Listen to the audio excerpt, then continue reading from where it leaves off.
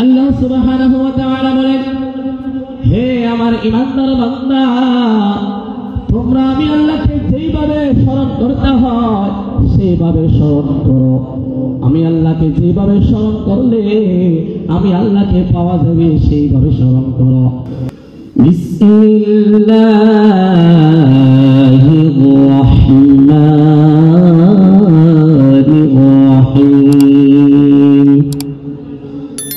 لقد كان لكم في رسول الله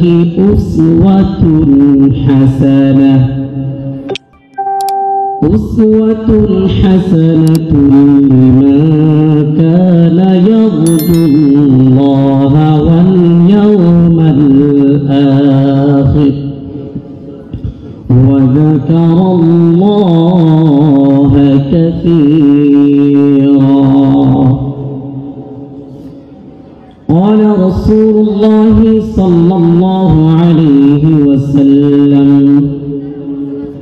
لا يؤمن أحدكم حتى أكون أحب إليه من والده وولده والناس أجمعين، أو كما قال النبي عليه الصلاة والسلام. سبحانك لا علم لنا إلا ما علمتنا إنك أنت العليم الحكيم.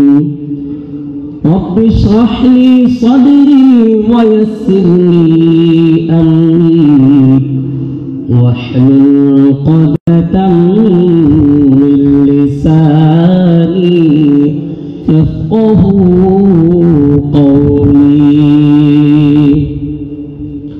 اللهم صل على محمد وعلى آل محمد كما صليت على إبراهيم وعلى آل إبراهيم إنك حميد مجيد. اللهم بارك على محمد وعلى آل محمد كما باركت على إبراهيم وعلى آل إبراهيم إنك حميد مجيد. الحمد لله ثم الحمد لله. আল্লাহ পাকের লাখো কোটি শুকরিয়া যে আল্লাহ পাক রব্বুল আলামিন আমার মতো একজন নগণ্য গুনাহগার গোলাম আজকের শাহবাগান মদিনাতুল উলুম ইসলামিয়া মাদ্রাসার সালানা জলসায় উপস্থিত হয়ে আসাতাদের ইকরামদের কাছ থেকে দোয়া বরকতে দেওয়ার জন্য আল্লাহ পাক রব্বুল আলামিনের মহাগ্রন্থ আল কোরআনের একটু আয়াতে কারিমা তেলাওয়াত করেছি। বিশ্বনবী সরকারে দো আলম হুজুর পাক সাল্লাল্লাহু আলাইহি ওয়াসাল্লামের অসংখ্য অগণিত হাদিস থেকে এক টুকরা হাদিসে কারিমা তেলাওয়াত করেছি। আল্লাহ পাক রব্বুল আলামিন যদি দয়া মায়া করে সংক্ষিপ্তভাবে উক্ত আয়াতে কারিমার হাদিসকে সামনে রেখে অল্প কিছুক্ষণ কথা বলে আপনাদের কাছ থেকে বিদায় নেব। ওয়া মা তাওফীকি ইল্লা বিল্লাহ। আল্লাহ পাকের কাছে লাখো কোটি শুকরিয়া যে আল্লাহ পাক রব্বুল আলামিন আজকের মতো এরকম এত বড় বিশাল মজমা বার্ষিক সভায় আলোচনা করার জন্য আপনাদের সামনে দু একটি কথা বলার সুযোগ দিয়েছেন। আল্লাহ পাক রব্বুল আলামিনের কাছে শুকরিয়া জ্ঞাপন করে বলা আলহামদুলিল্লাহ। সম্মানিত উপস্থিতি, আপনাদের সামনে যে আয়াতে কারিমা তেলাওয়াত করেছি, আল্লাহ পাক রব্বুল আলামিন বলেন, লাকাদ কানা লাকুম ফি রাসূলিল্লাহি উসওয়াতুন হাসানাহ। আল্লাহ সুবহানাহু ওয়া তাআলা তার পবিত্র কালামুল্লাহ শরীফে তিনি বলেন, আমার প্যারা হাবিব সরকার দো আলম হুজুর পাক সাল্লাল্লাহু আলাইহি সাল্লামের 63 বছর জিন্দেগীর মধ্যে ওই সমস্ত ব্যক্তিদের জন্য উত্তম আদর্শ রয়েছে, উসওয়াতুন হাসানাহ, উত্তম আদর্শ। বিশ্ব নবীর 63 বছর জিন্দেগীর মধ্যে জিন্দেগীর উত্তম আদর্শ কাদের জন্য, সেটাও আল্লাহ পাক রব্বুল আলামিন তার পবিত্র কালামুল্লাহ শরীফে তিনি বলেন, লিমা কানা ইয়ারজুল্লাহ ওয়াল ইয়াউমাল আখির ওয়া যাকারাল্লাহ কাসীরা। যারা আল্লাহ এবং কিয়ামতের দিনে এবং আল্লাহ তাআলাকে বেশি স্মরণ করে, ওই সমস্ত বান্দাদের জন্য রাসূল আকরাম সাল্লাল্লাহু আলাইহি সাল্লামের 63 বছরের জিন্দেগি, তাদের জন্য রয়েছে উত্তম আদর্শ। উত্তম আদর্শ ওই সমস্ত ব্যক্তিদের জন্য রয়েছে, অবশ্যই রাসূল আকরাম সাল্লাল্লাহু আলাইহি সাল্লামের উত্তম আদর্শ পাওয়ার জন্য ঈমানদার হতে হবে, মুসলমান হতে হবে।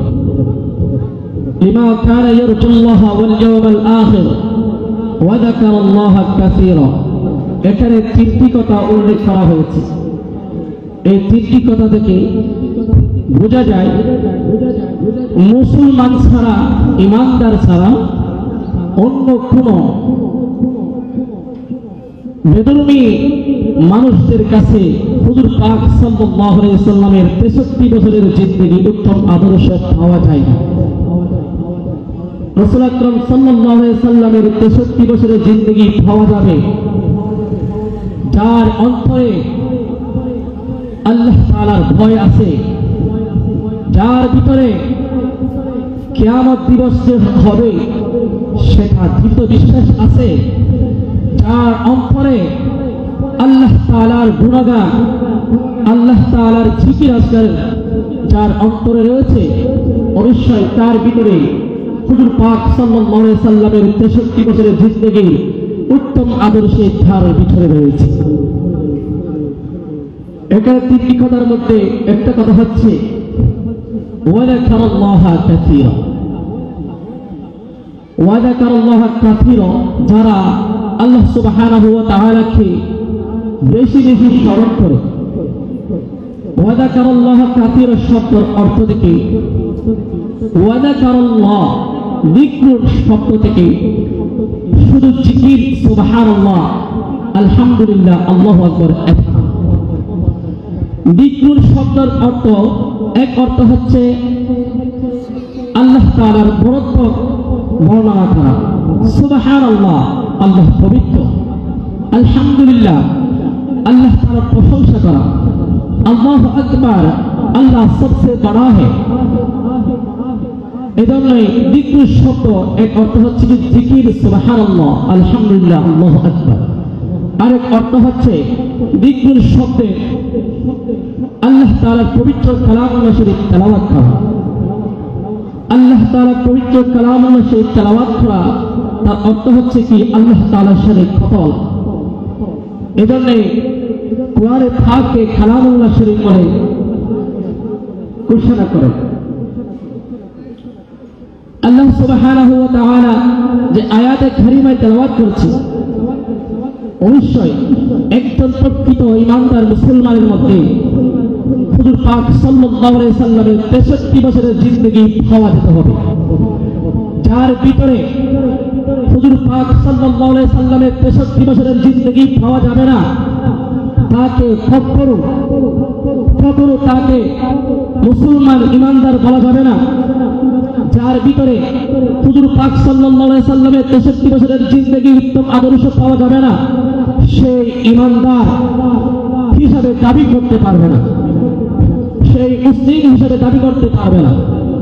কারণ আল্লাহ পাক রব্বুল আলামিন বলেন, ঈমানদার দাবি করতে পারবে যার ভিতরে আল্লাহ তাআলার বরত্ব এমনকি কিয়ামত দিন কায়েম হবে। ইয়ারজুল্লাহ, আল্লাহ তাআলা সান্নিধ্য লাভ করার আশা রাখে। যার ভিতরে আল্লাহ তাআলার সান্নিধ্য অর্জন করার লাভ আশা থাকে না, কিয়ামত যে দ্বিতীয়বার যে কিয়ামত কায়েম হবে, পরকালের যে বিশ্বাস রাখে না, যার অন্তরে আল্লাহ তাআলার বরত্ব স্মরণ থাকে না, যে বেশি বেশি স্মরণ করেন আল্লাহ তাআলাকে, অবশ্যই তার ভিতরে হুজুর পাক সাল্লাল্লাহু আলাইহি সাল্লামের 63 বছরের জিন্দেগি পাওয়া যাবে না। 63 বছরের জিন্দেগি পাওয়া যাবে যার ভিতরে এই তিনটি গুণ থাকবে। এজন্যই মুহতারাম হাজরিন, হুজুর পাক সাল্লাল্লাহু আলাইহি সাল্লামের 63 বছরের জিন্দেগির মধ্যে হুজুর পাক সাল্লাল্লাহু আলাইহি সাল্লামের কয়েকটি উত্তম আদর্শ আপনাদের সামনে বর্ণনা করে আপনাদের কাছ থেকে বিদায় নেব। হুজুর পাক সাল্লাল্লাহু আলাইহি সাল্লামের উত্তম আদর্শের মধ্যে অন্যতম একটা উত্তম আদর্শ হল, হুজুর পাক সাল্লাল্লাহু আলাইহি সাল্লাম যখন রাস্তায় দিয়ে হেঁটে যেতেন, তার সামনে তার পাশে যদি একজন ছোট্ট শিশু হয়, হুজুর পাক সাল্লাল্লাহু আলাইহি সাল্লামের আগে সেই কোকর উপরে দিয়ে সালাম দিতে পারতেন না। অনেক দূর থেকে সর্বপ্রথম আসসালামু আলাইকুম ওয়া রাহমাতুল্লাহ এই বলে হুজুর পাক সাল্লাল্লাহু আলাইহি সাল্লাম ছোট বাচ্চাকে সালামের মাধ্যমে ছোট বাচ্চাকে শিক্ষা দিতেন। একজন মুসলমান অপর মুসলমান ভাইয়ের সাথে যখন সাক্ষাৎ হয়, তখন সাথে সাথে সালাম বিনয় করা, এটাই হলো হুজুর পাক সাল্লাল্লাহু আলাইহি সাল্লামের উত্তম আদর্শের মধ্যে একটা উত্তম আদর্শ। সালামের কারণে মানুষের অহংকার পর্যন্ত দূর হয়। হুজুর পাক সাল্লাল্লাহু আলাইহি সাল্লাম বলেন, আল বাদিউ বিস সালাম বারিউম মিনাল কিবির, যে সর্বপ্রথম সালাম দিবে তার অন্তর থেকে কিবির অহংকার দূর হয়ে যাবে। এই অহংকার এমন একটা ভাব যেটা হলো সমস্ত ভাবে বাবা, সমস্ত ভাবের মা, মিথ্যা কথা বলা, সমস্ত ভাবের বাবা অহংকার। কারণ অহংকার করতে গিয়ে ইবলিস শয়তান পর্যন্ত ওয়াকানা মিনাল কাফিরিন। ওয়াইদ কুলনা লিল মালাইকাতি ইসজুদু লিআদম ফাসাজাদু ইল্লা ইবলিস। আল্লাহ সুবহানাহু ওয়া তাআলা যখন সমস্ত জীবজন্তু যখন মানুষকে আল্লাহ তাআলা নির্দেশ দিয়েছেন, তোমরা আমার আদমকে সিজদা করো, সেই সময় সিজদা তাজিমি সিজদা সেই সময় জায়েজ ছিল। তখন সমস্ত ফেরেশতারা ওয়াইদ কুলনা লিল মালাইকাতি ইসজুদু লিআদম, যখন আল্লাহ তাআলা ফেরেশতাকে নির্দেশ দিয়েছেন, হে আমার ফেরেশতারা তোমরা আদমকে সিজদা করো, তখন আদম আলাইহিস সালামকে ফেরেশতারা সিজদা করেছিলেন। ফাসাজাদু ইল্লা ইবলিস, ফেরেশতারা সবাই সিজদা করেছিল, কিন্তু ইবলিস শয়তান কিন্তু সিজদা করেনি। এজন্য আবা ওয়াস্তাকবারা, ইবলিস শয়তান বলে সিজদা আমি করতে পারবো না, কারণ আদম আলাইহিস সালামকে মাটি দিয়ে তৈরি করা হয়েছে। আবা ওয়াস্তাকবারা, এইভাবে ইবলিস শয়তান তার ভিতরে অহংকার ঢুকে গেছে, তাকাব্বুর ঢুকে গেছে, ওয়াকানা মিনাল কাফিরিন। এজন্যই চিরস্থায়ী পর্যন্ত ইবলিস কুফরির মধ্যে লিপ্ত, জাহান্নামী। এজন্য অহংকার হচ্ছে কি সমস্ত গুনাহে ভাবা, এই জন্যই যেই যত বেশি সালাম প্রদান করবে তার অন্তর থেকে অহংকার দূর হয়ে যাবে। এই জন্যই হুজুর পাক সাল্লাল্লাহু আলাইহি সাল্লামের উত্তম আদর্শের মধ্যে সালাম বিনয় করা এটা একটি উত্তম আদর্শ। হুজুর পাক সাল্লাল্লাহু আলাইহি সাল্লামের উত্তম আদর্শের মধ্যে আরেকটি উত্তম আদর্শ হলো বেশি বেশি আল্লাহ সুবহানাহু ওয়া তাআলার স্মরণ করা। আল্লাহ সুবহানাহু ওয়া তাআলা বলেন,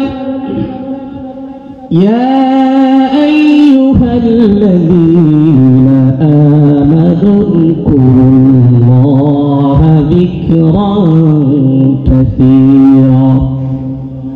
আল্লাহ তাআলা বলেন, হে ঈমানদার, আল্লাহ তাআলা তার বান্দাকে ইয়া আইয়ুহাল ইনসান বলে সম্বোধন করে নাই। আল্লাহ তাআলা তার বান্দাকে ঈমানদার বলে সম্বোধন করেছেন।